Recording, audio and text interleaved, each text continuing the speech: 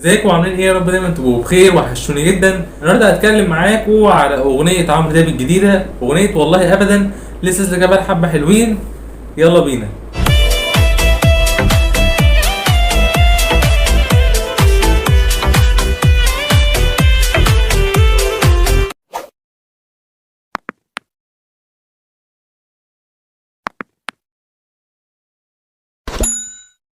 اغنيه عمرو دياب الجديده اغنيه والله ابدا، هي من كلمات والحان عزيز الشافعي ومن توزيع عادل حقي. الاغنيه بالنسبه لي انا شايف ان هي كانت من ضمن الاغاني اللي هتبقى علامه عمرو دياب. شايف ان هي اغنيه مميزه جدا.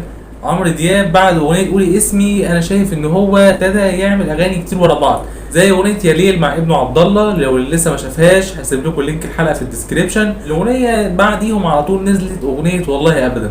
وهي كانت مفاجاه لناس كتير، وانا الصراحه كنت واحد منهم، وكنت مستنيها جدا من اول البرومو ما نزل. يعني البرومو كان فيه بس ميوزك بسيط، البوستر الجديد ولوك عمرو دياب الجديد اللي زي ما انتم عارفين اللوك تقريبا قلب السوشيال ميديا كلها. طبعا التغيير مطلوب بس مش في صالح عمرو دياب. شايف ان اللوك كان غريب جدا ومش مفهوم، وحاسس كمان ان هو كبر عمرو دياب اكتر وملامحه بانت ان هي اكبر في السن.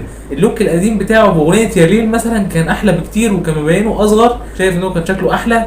لكن لما عمل اللوك الجديد في الاغنيه بتاعت والله ابدا، دي اول صوره ليه باللوك الجديد، انا شايف ان هنا شكله اكبر شويه وشكله يعني مختلف بس زياده عن اللزوم. يعني انا الفكره ما عجبتنيش قوي. بالنسبه للاغنيه انا شايف ان التوزيع كان من ضمن الحاجات القويه جدا. موزع عادل حقي دايما كرييتيف ودايما بيعمل شغل محترم. انا بحترم شغل الراجل ده جدا يا جماعه، شغال مع عمرو دياب من بدري قوي، بيعمل دايما معظم الموسيقى التصويريه في الافلام. فعادل حقي بالنسبه لي هو كنز كبير جدا لاي مطرب او لاي ممثل يشتغل معاه، سواء موسيقى تصويريه او توزيع في اغنيه. فعادل حقي بالنسبه لي من الموزعين الكبار جدا، وعامل عمرو دياب اغاني كتير كتير، واغاني كلها علامه عمرو دياب في تاريخه، مفيش اغنيه منهم كانت نص نص بالنسبه لي. بالنسبه للاغنيه ككلمات والحان من عزيز الشافعي، الناس اللي قلت لكم قبل كده، الناس القديمه اللي بتتفرج عليا في الحلقات والناس اللي عندي من بدري ومتابعاني، انا دايما كنت بقول لكم ان عزيز الشافعي الوحيد او القليل او من النادر جدا اللي بيعرف يفرق ما بين الكلمات والالحان. دايما بيطلع الاثنين بيطلعوا بشكل كامل بشكل حلو. فالمره دي ما خيبش ظني لما سمعت الاغنيه مره واثنين وثلاثه، انا لقيت ان هو عامل موازنه كويسه جدا ما بين الكلمات وما بين اللحن.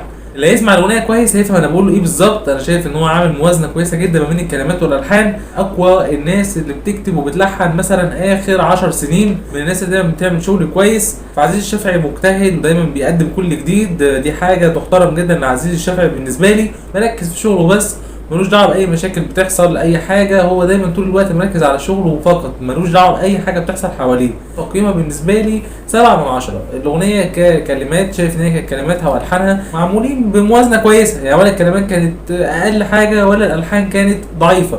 شايف ان الاثنين كان في منهم موازنه كويسه. الاغنيه على حس الموضوع، فعمرو دياب عامل فيها موضوع حلو من الاغاني اللي عمرو دياب معودنا عليها. عمرو دياب لو غنى اي اغنيه هتبقى حلوه فيه عشان صوت عمرو دياب وعشان اسم عمرو دياب. في اغاني الفتره الاخيره كانت عجباني، وفي اغاني بصراحه كانت نص نص.